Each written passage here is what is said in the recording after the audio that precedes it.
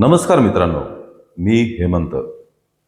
मित्रांनो, महाराष्ट्राच्या राजकारणात सध्या मोठी चर्चा होतीये ते बारामतीच्या विधानसभेच्या पोटनिवडणुकीची. अगदी सुरुवातीपासूनच म्हणजे अजितदादांच्या निधनानंतर जेव्हा या पोटनिवडणुकींची घोषणा झाली तेव्हापासनं सुनेत्रा पवार या उमेदवार असतील आणि ही निवडणूक बिनविरोध करायची अशी चर्चा रंगत होती. परंतु मागच्या 2-3 दिवसातल्या घडामोडी, उमेदवारांनी भरलेला अर्ज, काँग्रेसने आपला दिलेला उमेदवार म्हणजे आधी घोषणा केली आणि मग प्रत्यक्षात उमेदवार सुद्धा दिला. आकाश मोरे यांना काँग्रेसने उमेदवारी दिलेली आहे. आणि मग पार्थ पवारांची यावर टीका टिप्पणी, काँग्रेसने केलेला पलटवार, कालपासून चालू असलेली ही तिखट टीका टिप्पणी ही गाजतीये. त्यामुळे बारामतीच्या निवडणुकीकडे सर्वांचं लक्ष लागलंय. 6 तारीख ही होती शेवटची तारीख उमेदवारी अर्ज दाखल करण्याची. उमेदवारी अर्ज सुनेत्रा पवारांनी दाखल केली आणि इतरही उमेदवारांनी दाखल केली, म्हणजे काँग्रेसचे आकाश मोरे हे तर त्यात होतेच. पण कालच्या टीका टिप्पणीनंतर आकाश मोरे यांनी एक घोषणा केली की अजितदादांच्या संशयास्पद अपघाती मृत्यूबद्दल महाराष्ट्रात गुन्हा दाखल करा, मी माझी उमेदवारी परत घेतो. अशी घोषणा केल्यानंतर सर्वांच्याच भुवया उंचावल्या. याची मोठी चर्चा होऊ लागली. म्हणजे प्रत्यक्षात अजितदादांचा जो पक्ष आहे त्या पक्षातून अशी फारशी मागणी कोणी करत नाहीये. परंतु शरद पवार राष्ट्रवादी गटाचे रोहित पवार आणि आता काँग्रेसचे आकाश मोरे यांनी अजितदादांच्या अपघाती मृत्यूबद्दल गुन्हा नोंदवण्याची मागणी केलेली आहे. त्यामुळे या निवडणुकीसोबतच याची सुद्धा जोरात चर्चा होऊ लागलेली आहे. पण आता यामध्ये एक मोठा ट्विस्ट आलेला आहे. या पोटनिवडणुकीसाठी, बारामती विधानसभेच्या पोटनिवडणुकीसाठी एकूण 53 उमेदवारांनी अर्ज दाखल केलेले आहेत. 53 उमेदवार म्हणजे जिथं ही निवडणूक बिनविरोध होईल अशी चर्चा होती तिथे 53 उमेदवारांनी अर्ज दाखल केलेत. या 53 पैकी 23 उमेदवार हे स्थानिक बारामतीतले आहेत.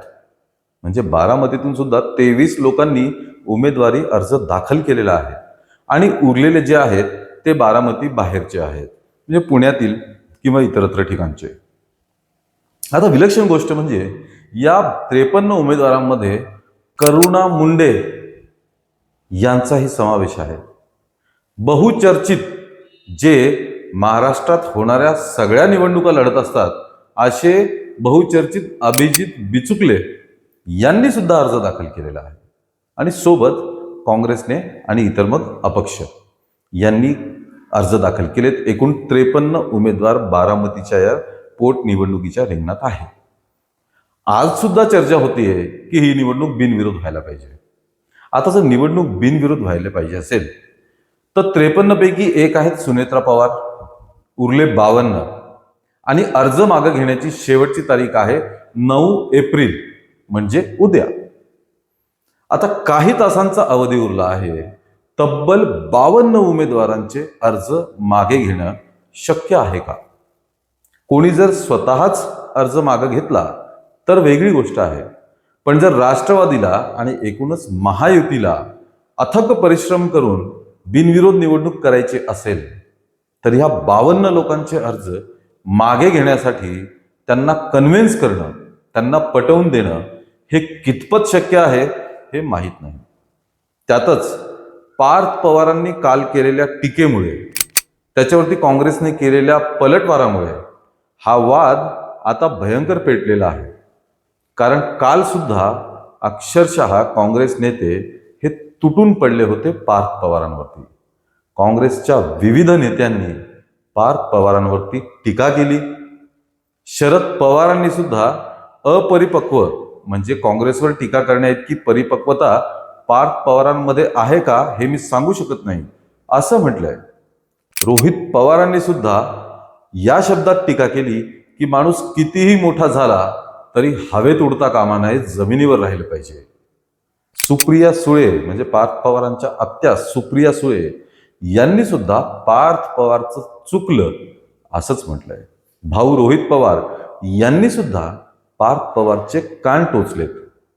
त्यामुळे पार्थ पवारांशी झालेल्या या ताणतणावामुळे काँग्रेस कितपत तयार होईल अर्ज मागे घेण्यासाठी हे बघावं लागेल. पण यात आणखी एक ट्विस्ट आहे मित्रांनो. सूत्रांच्या माहितीनुसार आणि चालू असलेल्या चर्चेनुसार काँग्रेसमधलाच एक गट ही निवडणूक बिनविरोध झाली पाहिजे असं म्हणत आहे. आणि जर ही निवडणूक बिनविरोध झाली नाही, म्हणजेच काँग्रेसने जर आपला उमेदवार मागे घेतला नाही, तर आम्ही या निवडणुकीच्या प्रचारासाठी कुठलंही काम करणार नाही, अशी भूमिका काँग्रेसमधल्याच एका गटाने घेतलेली आहे.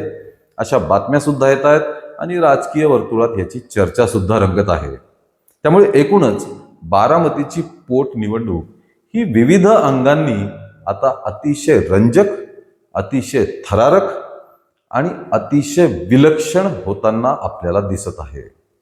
तर पाहूया मित्रांनो, उद्या संध्याकाळपर्यंत आपल्याला कळेलच की ही निवडणूक बिनविरोध होतीये का मतदान करावं लागेल. तसं बिनविरोध होण्याची शक्यता अतिशय धुसर आहे. पण ठीक आहे, शेवटी हे महाराष्ट्राचं राजकारण आहे, कधीही काहीही होऊ शकतं. तर आपण सगळेजण बघूया काय होतंय या बारामतीच्या पोटनिवडणुकीचं. जे काय होईल ते आम्ही नक्कीच आपल्या समोर ताबडतोब घेऊन येऊ. त्यासाठी आमच्या विशेष मराठी या चॅनलला आत्ताच सबस्क्राईब करा, या व्हिडिओला लाईक आणि शेअर करा आणि आमच्या पुढच्या व्हिडिओसाठी असंच सहकार्य करा. धन्यवाद.